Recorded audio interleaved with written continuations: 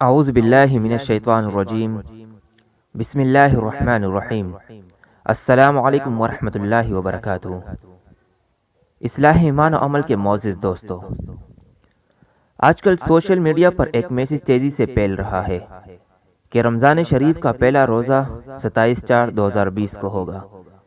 نبی کریم صلی اللہ علیہ وسلم کا ارشاد ہے، جو بھی رمضان کی خبر سب سے پہلے دے اس کے لیے جہنم کی آگ حرام ہے۔ آپ بھی کسی کو بتاؤ تاکہ آپ بھی جہنم سے آزاد ہو جاؤ، یعنی سال میں ایک بار رمضان کی مبارکباد دو اور جنت کا سرٹیفیکیٹ حاصل کرو اور جہنم کی آگ سے بچو۔ آج سوشل میڈیا نے دین کو کتنا آسان کر دیا ہے۔ جنت کے حصول کے لیے صحابہ کرام رضوان اللہ تعالی علیہم اجمعین نے اپنی جانوں کی قربانیاں دی، اور آج کا مسلمان زناکار، بدکار، سودخور، بدعات اور رسومات کا دل دادا، شرک جیسی قبیح گناہ پر مرنے والا صرف ایک سینڈ کا بٹن دبانے سے جنت میں چلا جائے۔ خواب خرگوش کی نیند سونے والے مسلمانوں، جاگو، حقیقی اسلام کو سمجھو۔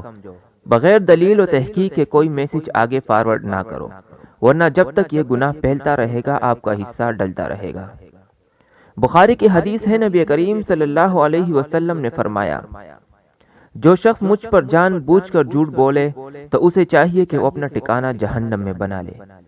لہذا تمام محترم سامعین سے گزارش ہے، ان جیسے تمام میسیجز کو فارورڈ کرنے سے اجتناب کریں، چاہے رمضان کے متعلق میسیج ہو یا ربیع الاول کی مبارکباد کے متعلق، یا پھر امام کعبہ کے خواب کے متعلق کوئی میسیج ہو کہ امام کعبہ نے خواب میں نبی کریم صلی اللہ علیہ وسلم کو دیکھا، اور نبی کریم صلی اللہ علیہ وسلم نے حکم دیا کہ میری امت کو کہو کہ اس میسج کو اتنے لوگوں کو فارورڈ کرو تو آج رات خوشخبری ملے گی، فارورڈ نہ کیا تو گھر میں کوئی مر جائے گا، فلاں فلاں نقصان ہوگا۔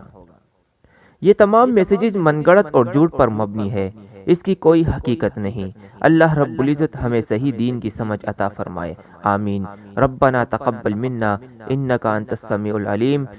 اقول قول هذا استغفر الله لي ولكم ولسائر المسلمين، والسلام علیکم ورحمۃ اللہ وبرکاتہ۔